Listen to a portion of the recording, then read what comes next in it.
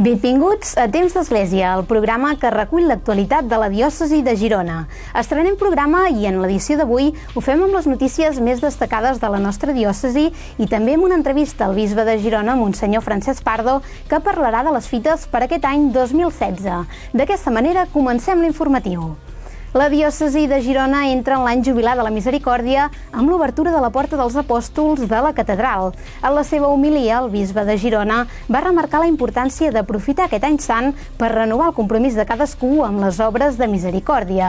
Durant aquest any jubilar, que s'allargarà fins al 20 de novembre del 2016, seran 13 els temples jubilars de la diòcesi on es podrà rebre la indulgència plenària. El Bisbat de Girona posa en marxa el Centre d'Orientació Familiar. El servei, que estarà encapçalat per l'equip de la Delegació de Pastoral Familiar i diversos professionals, neix amb l'objectiu de donar suport a les famílies a l'hora d'afrontar les dificultats que pateixen. L'Escola Cor de Maria de Sant Feliu de Guíxols celebra el 150è aniversari. Entre els actes de celebració, el filòsof i escriptor Francesc Torralba va oferir una conferència sobre els reptes de l'educació a dia d'avui. Torralba va posar èmfasi en que la finalitat de l'educació és formar persones amb capacitat de transformar la societat. Benvinguts a Temps d'Església.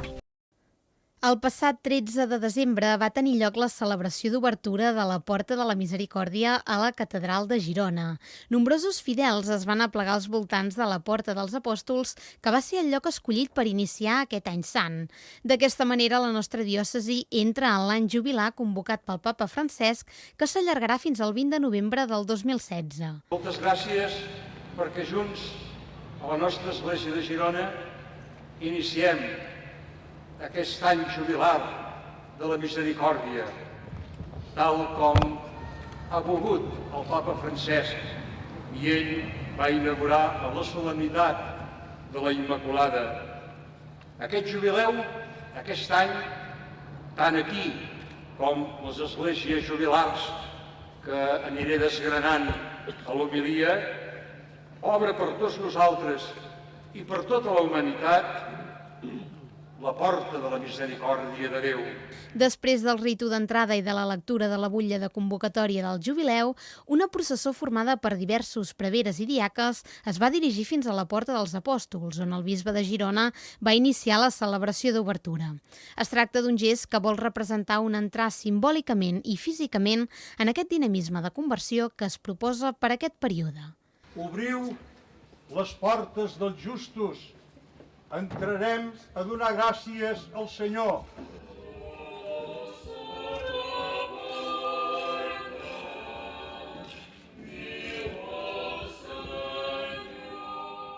Com aquest gest d'obertura, no només d'una porta, sinó d'una porta simbòlica, que simbolitza que la misericòrdia de Déu, que és molt gran, s'obre per tothom i tothom pot entrar a formar part d'aquest poble de la misericòrdia, que és l'Església, i a ser perdonats per Déu, que tant ho necessitem. Un cop dins el temple va seguir la celebració de la missa. A la seva homilia, el bisbe de Girona va remarcar la importància d'aprofitar aquest temps per renovar el compromís de cadascú amb les obres de misericòrdia, actualitzant-les des del moment que vivim avui i a traduir-les en propostes i actuacions concretes per la vida de cada dia. A part de la Catedral de Girona, el bisbe ha decretat 12 esglésies jubilars de tot el territori diocesà on també es podrà rebre la indulgència plenària. Es tracta de la Basílica de Sant Feliu de Girona, la Basílica de Santa Maria de Castelló d'Empúries, l'Església del Monestir de Santa Maria de Solius, l'Església Parroquial de Santa Coloma de Farners i els santuaris de la Mare de Déu de la Misericòrdia de Canet de Mar, de la Font Santa de Jafre, de la Mare de Déu del Collell, el Santuari dels Àngels, el Santuari del Tura d'Olot, de la Salut de Terrades, del Vilar de Blanes i el Santuari de la Mare de Déu del Mont. El casal Bisbe Cartanyà de Girona va acollir el 13 de desembre la presentació del Centre d'Orientació Familiar del Bisbat de Girona. La seva missió és donar suport a les famílies a l'hora d'afrontar els problemes i les dificultats que pateixin, ja siguin de caràcter psicològic, moral, afectiu o relacional. El COF és una obra de misericòrdia, molt important, d'acolliment, d'orientació, perquè les obres de misericòrdia cal actualitzar-les també en el nostre moment actual. De fet, en els moments actuals, poder la societat no ajuda gaire que realment sigui sòlida. Per això poder és necessari entitats com ara el Centre d'Orientació Familiar que poden ajudar a aquesta solidesa. El servei, al capdavant del qual hi haurà l'equip de la Delegació de Pastoral Familiar del Bisbat i diversos professionals i voluntaris, treballarà des de 3 àmbits diferents. D'una banda, es desenvoluparan tasques preventives i formatives, en segon lloc es fomentarà l'orientació i l'assessorament i finalment es faran tasques d'acolliment, assistència i seguiment. En el marc de la prevenció es preveuen fer cursos i tallers formatius per ajudar a la maduració afectiva i a la millora de les relacions. També cursos d'educació afectiva a les escoles, tallers de creixement personal per joves i atenció a parelles i persones separades. L'atenció es farà des del mateix Casal Bisbe Cartanyà de Girona. La presentació del COF va anar precedida d'una conferència a càrrec de l'escriptor Antoni Puigvert.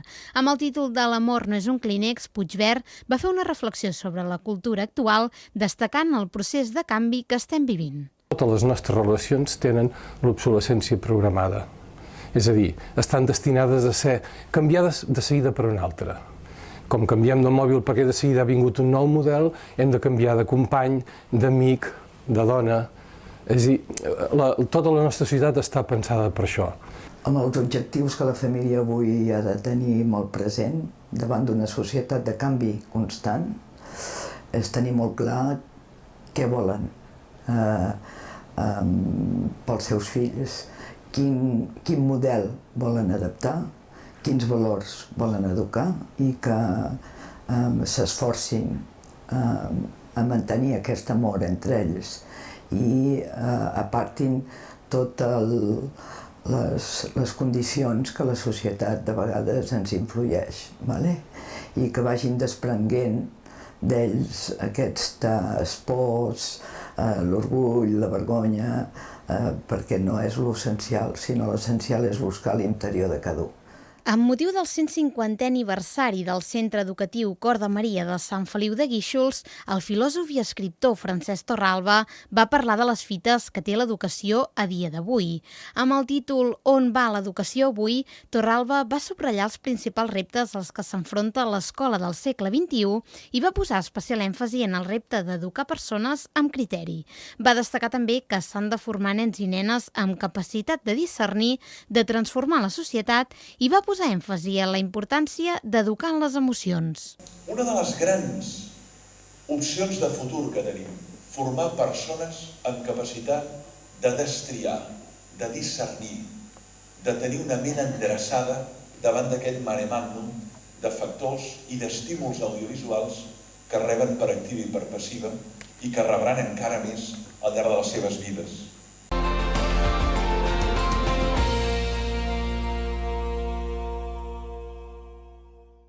Bé, doncs, benvinguts. Avui, a inici d'aquest any 2016, tenim l'oportunitat de comptar amb el nostre bisbe de Girona, Monsenyor Francesc Pardo, amb qui parlarem una mica de passat, present i futur de l'Església i més específicament també de la nostra Església de Girona. Benvingut i gràcies, senyor bisbe, per ser avui aquí amb nosaltres. Gràcies a vosaltres per invitar-me. Molt bé, podríem començar destacant algunes de les fites d'aquest any que ara ha acabat, de l'any 2015, a l'Església de Girona, concretament. Malgrat que sempre és una mica arriscat i és difícil de destacar alguns fets i no destacar-ne d'altres, i més en una diòcesi com la de Girona, en la que realment al llarg de l'any hi ha molta activitat. Malgrat aquesta dificultat i aquest risc, quins fets o esdeveniments vostè destacaria o apuntaria breument d'aquest any 2015 que hem deixat enrere? Bé, el primer fet, encara que sembli d'alguna manera obvi, és que hem continuat la nostra missió com a Església amb la majoria de parròquies, no amb la mateixa intensitat. És a dir, s'ha pogut continuar la missió que tenim com a Església de proclamar l'Evangeli, de celebrar-lo, d'oferir-lo i de verificar-lo. Em sembla que això és important. Fets destacables. Hem assumit amb Càritas i amb les altres institucions socials d'habitatges socials i d'atenció, diguem-ne, a les residències de gent gran, hem assumit un repte important de les conseqüències de la crisi econòmica per moltes persones. no em refereixo només perquè encara no han arribat aquests que tenen aquest estatut especial, sinó els immigrats normals, sí, no els refugiats, sinó els immigrats normals que anem atenent, no només oferint allò que necessiten en un moment, sinó amb projectes que els ajudin a situar-se en aquest nostre món per viure, treballar i ser suficients per ells i per la família. Càritas, jo penso que l'altra qüestió és, em sembla important, és l'obertura de l'any de la misericòrdia. És a dir, tot el que significa viure aquest any, i en parlarem després. A nivell, ja que s'ha celebrat el sínode de la família, a nivell del sínode de la família, la inauguració d'aquest centre d'orientació familiar, el COF, perquè tothom qui vulgui, d'una manera anònima, pugui trucar, pugui parlar, pugui sentir-se acollit, pugui trobar l'ajuda amb els professionals que puguem, amb les dificultats que puguin tenir en el matrimoni, en la família. Penso que és també una verificació, en definitiva és una verificació del servei a les persones, una verificació evangèlica. El Centre d'Orientació Familiar, per cert, és una de les concrecions a la nostra diòcesi del que ha estat tota la dinàmica generada pel sínode... Sí, ja des del començament, és el sínode extraordinari del 2014. Que vam començar el 2014.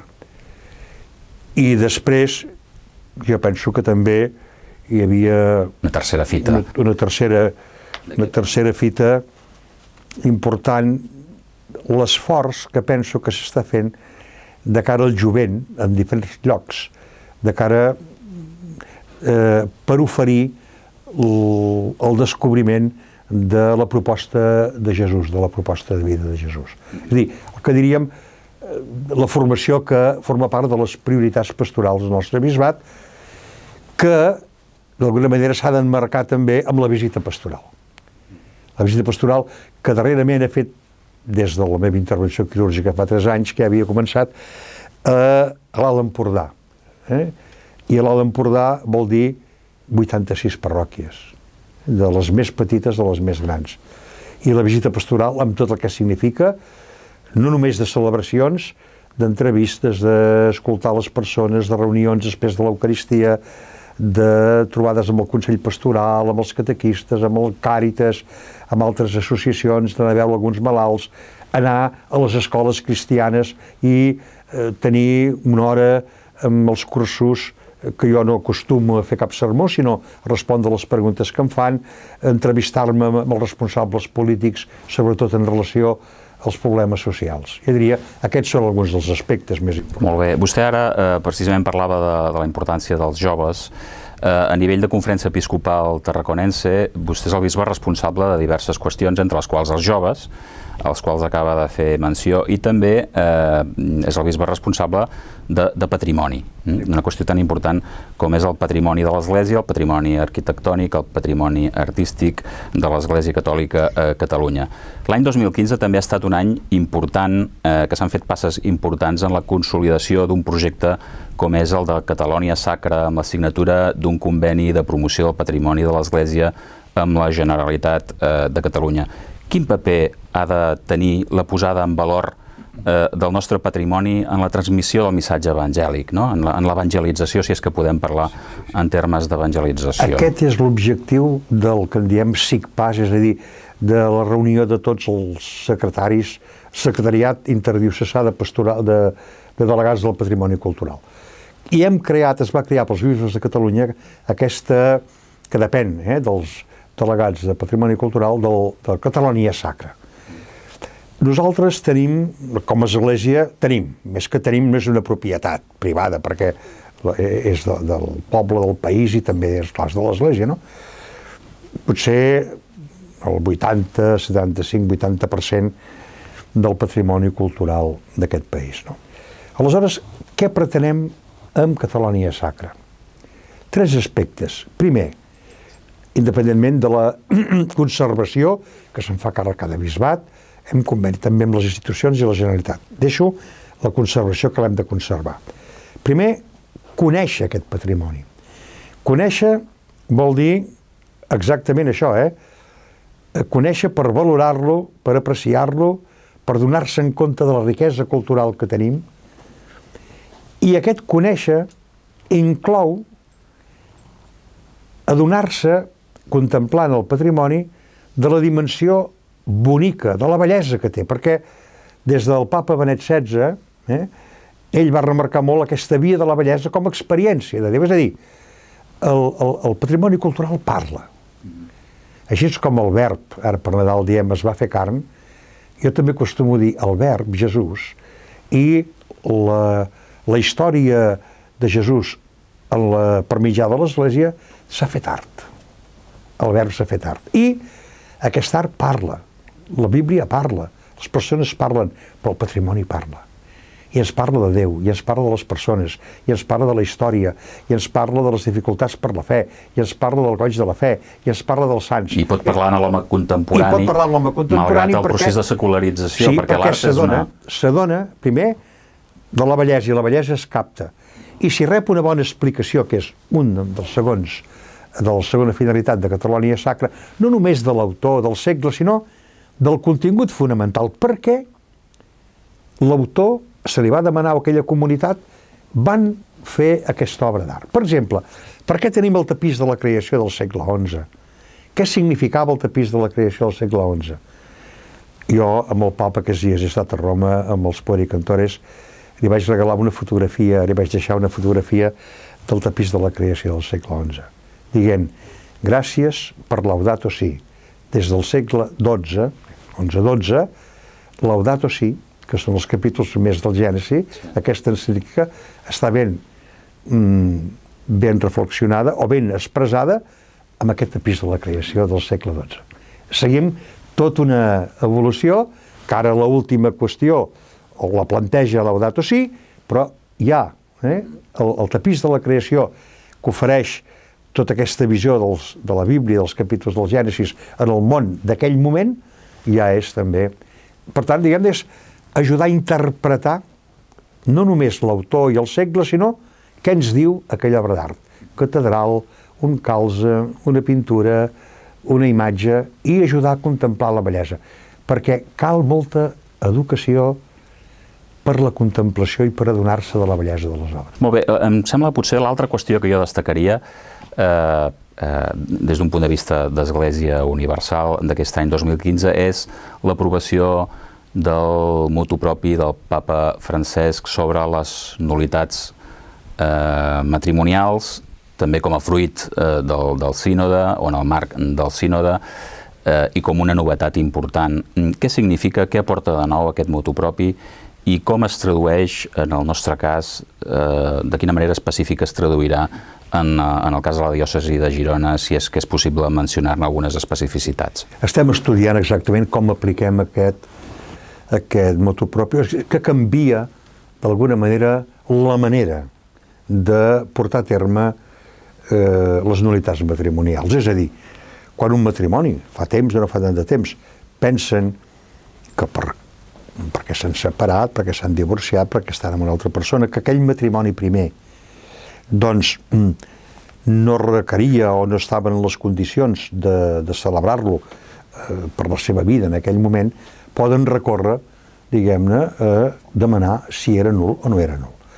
Fins ara hi havia uns procediments concrets.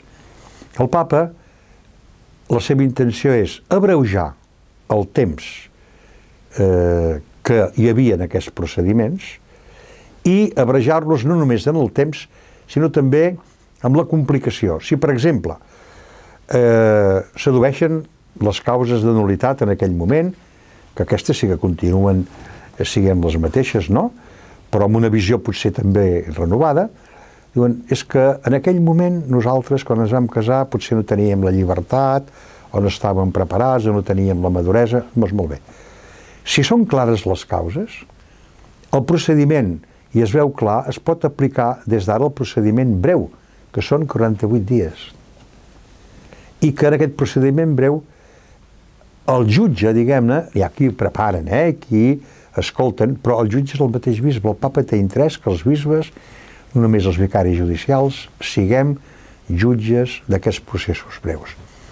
També, si és que durant tota la investigació es veu que ha de ser un procés ordinari, es fa el procés ordinari, però abans hi havia la sentència del tribunal primer i sempre un tribunal d'apel·lació, sempre.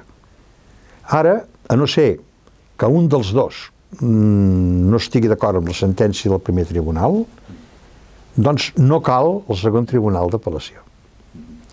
Se simplifica notòriament el procés. Se simplifica notòriament. I, sobretot, el papa remarca un aspecte que jo crec important, que d'alguna manera està en el fons de la metodologia i d'aquest canvi important, que és l'actitud d'acolliment de les persones, l'actitud de posar-se d'alguna manera en la pell d'aquelles persones a l'interior per entendre la problemàtica i l'actitud, sobretot, de la misericòrdia.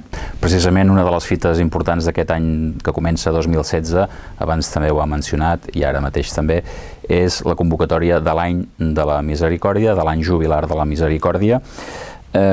Què significa i com explicar el sentit d'una qüestió com és la misericòrdia des d'un punt de vista com l'entenem els cristians a la societat d'avui? És a dir, què significa la convocatòria d'aquest any jubilar de la misericòrdia? Primer, el redescobriment de quelcom molt important, que Déu és amor i misericòrdia i perdó. Aquesta és una experiència fonamental perquè per molta gent Déu no és el pare de la misericòrdia i del perdó. Encara no és. Ni per les generacions més grans i els joves, perquè molts desconeixen la proposta de vida de Jesús. És a dir, es coneix el que és el cristianisme segons alguns mitjans de comunicació, tertulians, el que sigui, però la proposta de vida, la proposta del que Jesús ens ofereix i el que ens dona i el que ens proposa per la vida és encara la gran proposta desconeguda. Jo penso que el papa vol que refem l'experiència de Déu, en aquest moment precisament de secularització, però el veritable Déu de la misericòrdia i del perdó. Segon, jo penso que vol, amb l'any de la misericòrdia, donar-nos d'alguna manera que no som innocents, que la culpa no és només d'aquell govern o de l'ONU o de l'altre, sinó de cadascú de nosaltres. Aquests dies, amb l'audiència, vaig estar a Roma, com he dit, acompanyant els cors de puericantores, un congrés internacional, i els nanos van fer 200 preguntes al papa, però més allà a l'audiència en van fer 10. Una de les preguntes li van dir: així vostè, com a papa, no s'enfada mai, i és bo. I el papa va dir, sí que m'enfado. I us repetiré una cosa que repetireu tots: només Déu és bo. Repetiu? Només Déu és bo. Perquè ens adonem, i aquest any és bo, de la responsabilitat que tenim cadascú, no només en la vida personal, sinó en la vida també dels altres. Per això, quan hem parlat del pecat o del trencament de la comunió amb Déu, sempre hem parlat de pensament, paraula, obra i omissió, d'allò que haguérem pogut fer i deixem de fer. També aquest any cal descobrir que tenim necessitat de perdó i de canvi. I sobretot, rebre aquest perdó, encara que sigui difícil, però s'ha d'intentar com es pot viure amb el sagrament de la confessió. I queda per explicar que no s'entén la indulgència plenària, que és difícil d'explicar. És una qüestió complicada, diríem. Bé, la indulgència plenària és difícil, però intentaré veure perquè se m'entengui. Sí. Un ha demanat perdó i està perdonat. Però ell mateix psicològicament sovint pensa: allò no ho haguera tingut de fer, tinc un nus en el meu cor, a dintre meu. O, per exemple, un és violent, i ja s'ha confessat d'un acte de violència, però la tendència a la violència continua. Què és la indulgència plenària? És un indult. Un indult, no una amnistia, que un pot donar una amnistia a gent que no té cap culpa, no. Un indult d'algú que realment hem fet i ens hem equivocat i hem pecat, però la indulgència plenària és un indult plenari de tot allò, és a dir, no hi pensis més. És la possibilitat de començar de nou, diria. És sempre la possibilitat d'alguna manera, amb els de la tecnologia, jo ja no entenc massa amb tecnologia perquè tenim una certa edat, però és un reset. Quan la cosa està estropellada, una mica coses allò, dius, faci un reset, diuen els nanos. Diu, faci un reset. Doncs la indulgència és aquesta indult. Podem entendre la indulgència plenària com un reset. Com un reset, de tota llenguatge, encara que estigui perdonat amb un llenguatge tecnològic. Llenguatge tecnològic actual. Bé, ja per anar acabant, jo plantejaria dues qüestions, ràpidament i breument. La primera és una qüestió important de cara al futur de l'Església, em sembla, que és el paper dels laics. Fa pocs mesos també, en ple any 2015, hi va haver un congrés Laicat 21 a Poblet, en el qual vostè i altres bisbes de l'Església de Catalunya hi van participar directament, hi van assistir. Quin rol han de tenir, breument, en tot cas, quin rol, molt ben entès que és un tema que dona per parlar-ne molt més, quin rol han de tenir els laics en el futur de l'Església i a Catalunya? Els laics són majoria i, per tant, depèn d'ells en bona part. Els capellans són necessaris, però la majoria del poble de Déu, de l'Església, són laics i laiques. I per tant vol dir que el seu paper l'han de tenir en 3 dimensions, jo penso. En les responsabilitats personals, familiars, professionals, etc. És una dimensió molt important.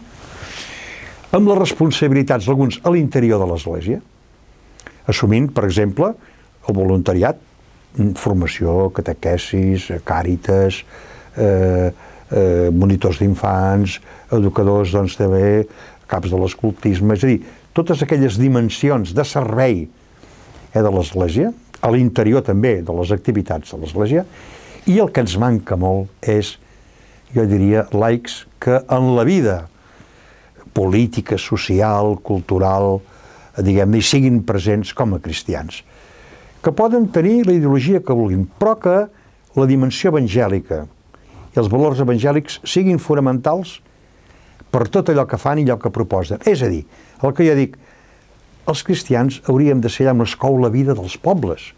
La vida dels pobles es cou no només als ajuntaments, que també, es cou a les casals, es cou a les associacions de jubilats, es cou amb 40.000 coses, i a nivell més ample es cou amb la política i es cou en la vida del poble. I aquí ens manquen, i allà hi són.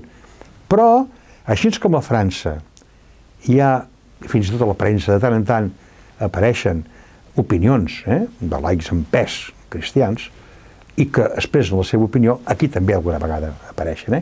Jo penso que aquesta seria una qüestió fonamental i, per tant, hem de lluitar molt per això. I en un apartat d'aquests també és en relació a les dones. És a dir, al sínode hi ha algunes intervencions que no s'han fet, també ja apareixen en les resolucions, i veurem el papa què dirà quan ell parli sobre la qüestió de familiar com a paraula seva del sínode, no? Però té molt d'interès i el sínode també en remarcar la responsabilitat que han de tenir les dones, no de segona fila, primera fila, a l'Església, amb llocs de responsabilitat. Aquí tenim un petit exemple, no ens podem posar cap medalla, no? Però, esclar, la cancellera i la secretària del bisbat són 2 dones, no? Des de fa un temps. Des de fa un temps, diguem-ne, no? I per tant, i qui diu això vol dir a tots els nivells. És a dir, una cosa és en l'ordre sacramental, aquesta és una qüestió, que esclar, aquí hi ha l'Església Ortodoxa, aquí el papa Joan Pau II va dir, una cosa és la qüestió sacramental, que veurem com es desenvoluparà, perquè l'Esperit Sant també pot parlar, però l'altra qüestió és la qüestió, diguem-ne, de responsabilitats eclesials. Molt bé. No sé si m'he explicat. Perfectament, perfectament. Ja per acabar, ni que fos a mode de titular, gairebé, si hagués de definir quin és el principal repte o els principals reptes de l'Església de Girona als propers temps, a mig llarg termini, amb quin titular o amb quina frase breu, curta, el podria definir, si és que n'hi ha més d'un o un? Cal conèixer Jesús perquè tothom o cada persona pugui sentir-se realitzada i feliç. Perfecte. Molt bé, és un bon titular, doncs, per acabar aquesta entrevista avui amb el bisbe de Girona, Monsenyor Francesc Pardo. Tindrem més oportunitats de parlar amb ell ben segur al llarg d'aquest any 2016 i a tots vostès, doncs, fins a la propera ocasió. Moltes gràcies.